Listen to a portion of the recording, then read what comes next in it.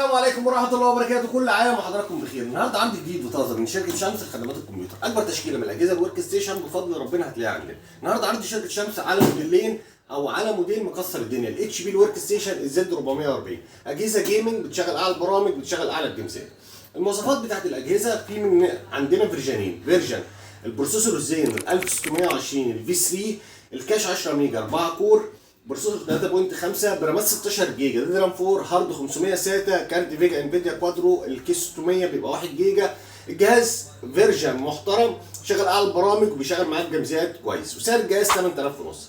العرض الثاني معانا من نفس الجهاز الاتش بي الورك ستيشن زد 440، البروسيسور 1650 الفي 4، الكاش 15 ميجا 6 كور 3.6، طبعا كاش 15 6 كور، رامات 16 جيجا، دي رام 4، هارد 256 اس اس دي، كارت الفيجا بتاعه بيبقى جي تي اكس، كارت للالعاب يا جماعه، جي تي اكس ال 1650، والجي تي اكس ال 1650 بيبقى 2 جيجا، دي رام 5 وبيعلى مع الرامات زي ما انتم عارفين.